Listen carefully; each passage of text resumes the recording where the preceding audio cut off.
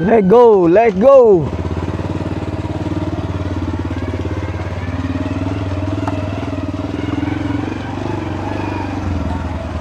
So guys, punta muna kami ng Port Pilar guys.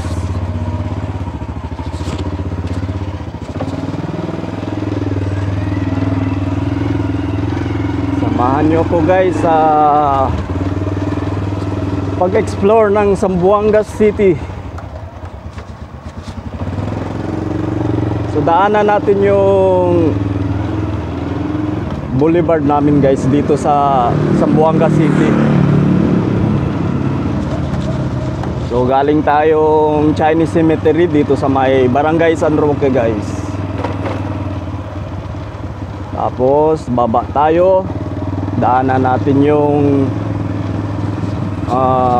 San Jose Guso, then doon tayo dumaan sa Baliwasan Seaside.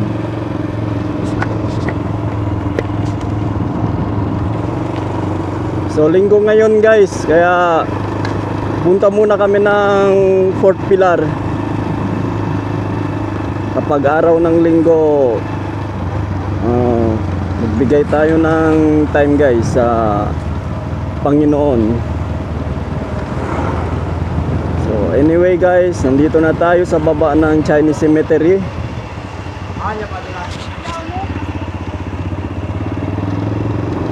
So madaming jeep ngayon guys dito, banda, kasi naka-close yung tulay doon. Ginawa pa nila, may ginawa silang bagong tulay. Kaya hindi natin alam kung kailan matatapos yung tulay na yon. So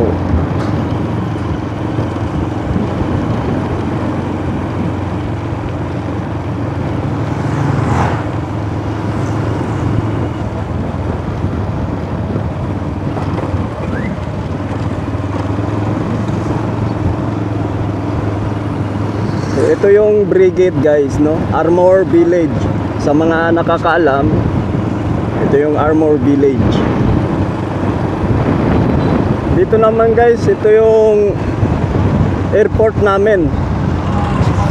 Pero yung gate nito nandun pa sa kabila guys, sa may Barangay Canelar at saka sa Santa Maria.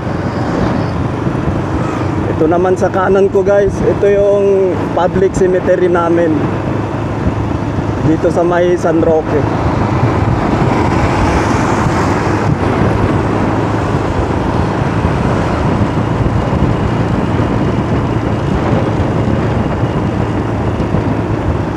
Kasama ko pala yung airpod ko ngayon guys, nasa likuran ko. So nandito na tayo sa may Birada. Ito yung may Yubenco Supermarket. So iikot lang tayo dito guys at daan tayo sa may Baliwasan Seaside. Yes, dito. Ito yung banda guys. Ito din yung lugar ng Barangay Campo Islam at Suterville. Sa mga nakakaalam dyan, ito yung Barangay Suterville. Yung nasa dulo nun guys, sa Campo Islam na yun, bale kakanan ka pa. So going na tayo guys pa Baliwasan Seaside, going to Boulevard. Anyway guys, gamit ko palang motorsiklo ngayon guys. Itong 15 years old na motor ko guys, na Honda Wave 100. So subok talaga yung Honda guys, pang matagalan. Iba talaga yung quality na motor. Pero hindi ko naman sinasabi na hindi quality yung ibang motor tulad ng mga China, pero depende pa rin yan sa paggamit, kung paano mo ginagamit. Ito kasi guys, pang city driving lang kasi, kaya tumagal siya. Iniiwasan ko talaga yung bumiyahe ka ng malayo, at saka yung mga mga kung pupunta kayo ng mga bundok-bundukan, so iniiwasan ko guys kasi hindi talaga kaya ng motorsiklo na to, lalo na kapag akyatan yung pinag-uusapan. So nandito na tayo guys sa Zamboanga Seaside. Malapit na rin tayo sa may Boulevard. Ito yung mini flea market nila dito sa may Baliwasan. So, ito yung Baliwasan Chico, nasa kaliwa natin. Ito yung paralan namin guys nung college. So, dati trade ang tinatawag nito, ngayon naging university na guys. Sayang hindi namin nabutan yung bininyagang university, yung paralan namin. So maraming memories dito guys, lalo na kapag dito sa may seaside na to, sa may drafting building namin dito sa may lot 2. So maraming memories dito. So shout out sa mga drafting classmate ko dyan. Ngayon may asawa na lahat, may pamilya, may mga sarili ng pamilya. So, malapit na tayo guys. Ito na yung Zamboanga West, kung saan ako nag-high school. Dito ako nag-aaral ng high school.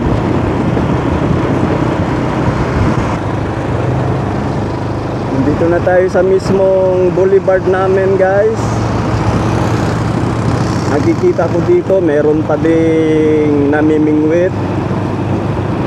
Maganda dito guys kapag gabi kasi maraming nagbebenta ng pagkain.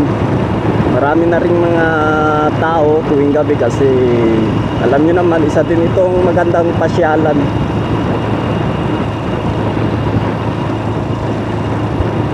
Dito sa may Boulevard. Sa kaliwa ko naman, ito yung Pilar College.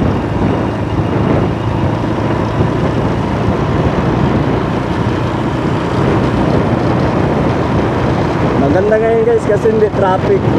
Maganda kapag ano ba yung tawag? Yung road trip kapag linggo. So, malapit na rin yung fiesta dito sa amin guys. Baka gusto nyo bisitahin itong Zamboanga. Maraming mga activity dito tulad ng regatta. Regatta guys ay isang laro na may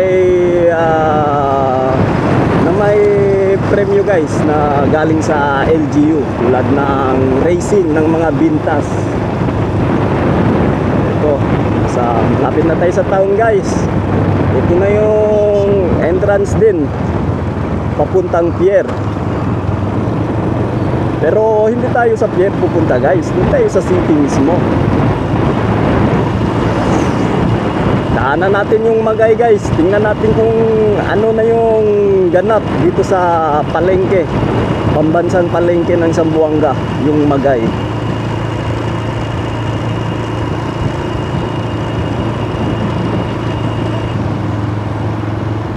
So nandito na tayo sa Magay. Nakakamiss talaga yung Magay guys kasi dati dito ako nagtatrabaho bilang isang kolektor.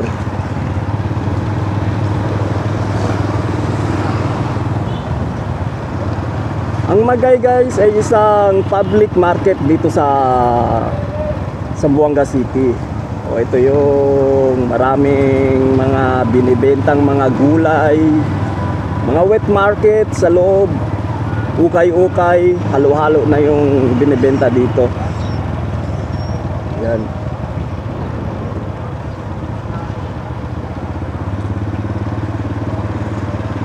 Daanan natin yung City Hall namin guys.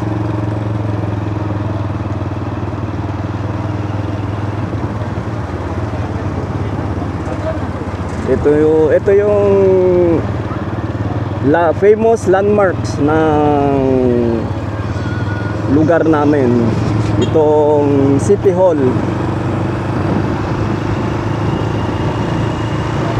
So nandito rin yung paralan ng UC. So shout out sa mga UC student guys. Ito yung City Hall namin guys. Paki-subscribe na lang guys sa channel natin guys. Hanap muna tayo ng parking. Baka dun meron. Ito yung Plaza del Pilar guys. Sa mga nakakaalam dyan, hanap tayo ng parking. So hanggang dito na lang guys. Salamat.